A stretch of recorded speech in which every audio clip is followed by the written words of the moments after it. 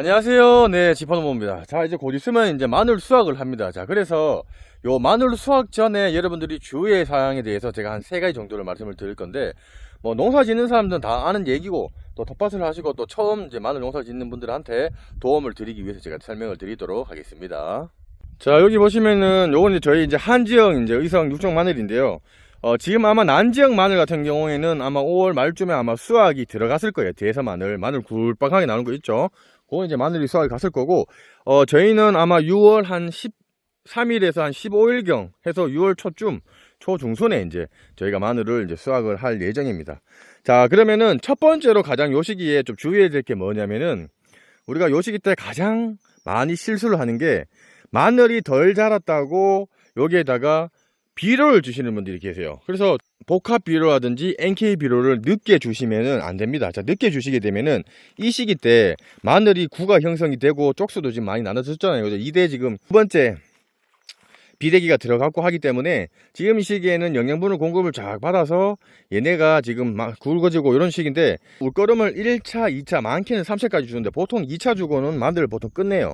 그러면은 밑거름이랑 웃거름하고 요 줬는 거랑 또 저희가 뭐 병해충 방지할 때 영양제를 같이 줬잖아요. 그죠? 그렇게 됐을 경우에 이쪽 나의 토양 자체 내에 너무 많은 양의 영양분이 많이 있게 되면은 마늘이 벌마늘이라고, 이런 이제 마늘종 이런 사이 요 위에 상단에 2차 생장을 하면서 마늘이 상태가 쪽수가 뭐 마늘 쪽이 막 작게 나오고 뭐 덧니처럼 그런 것들이 많이 발생을 하면서 쪽수가 많아지는 그런 벌마늘이 발생을 하게 됩니다. 자, 그렇게 됐을 경우에는 열심히 키운 마늘 자체를 다 경제적으로 손실을 볼 수가 있기 때문에 마지막에는 웬만하면은 비료는 안 주시는 게 맞습니다.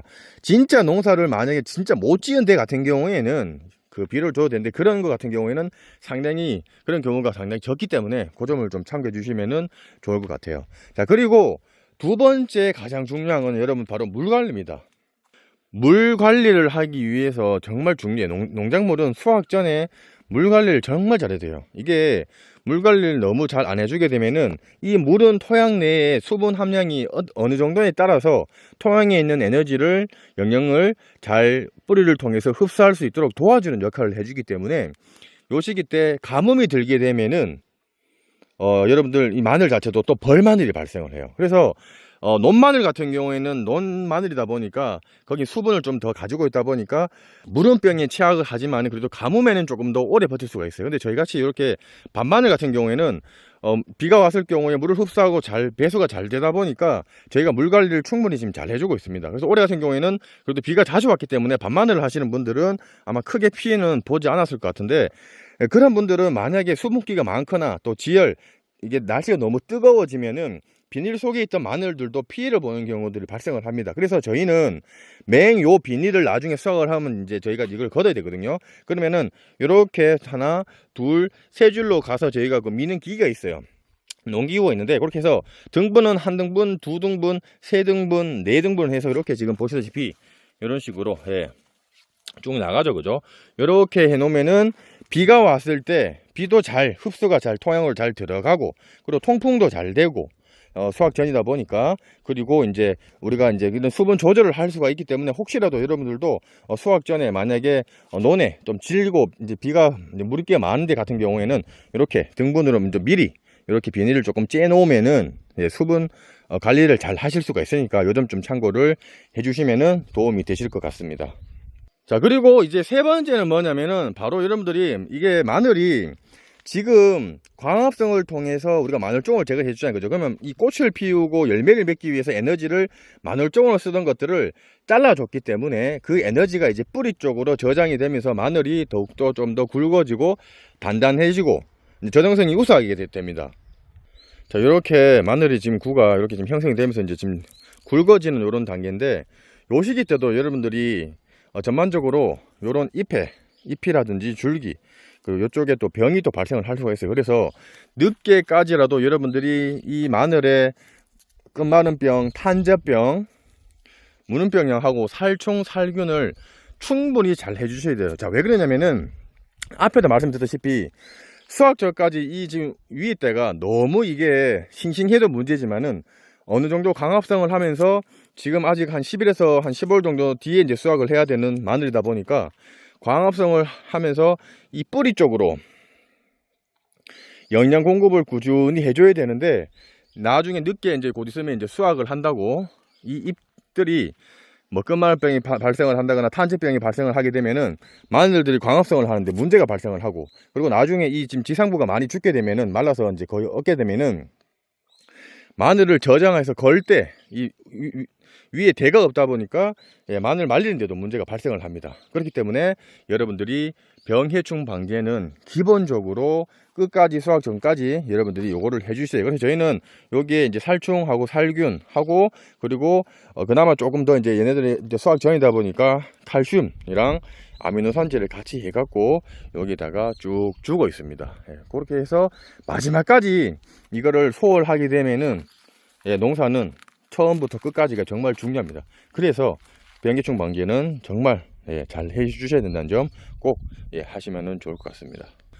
자, 그리고 뭐 추가적으로 이제 설명을 드릴 게 뭐냐면, 이게 마늘이 여러분들 정말 푸르게 막 위에도 이렇게 잎이 이렇게 안 되고 정말 푸르게 되어 있는 거 있어요. 그거는 비료를 너무 많이 주게 되면 이 줄기 부분으로만 해서 이게 가다 보니까 이게 뿌리 쪽에는 영양 공급을 저장을 잘 못하고 위로 계속 올라가서 잎이 막 이렇게 막 녹색이고 그런 부분들이 이제 발생을 하는데, 그거는 진짜 비료를 너무 많이 줘서 그래요.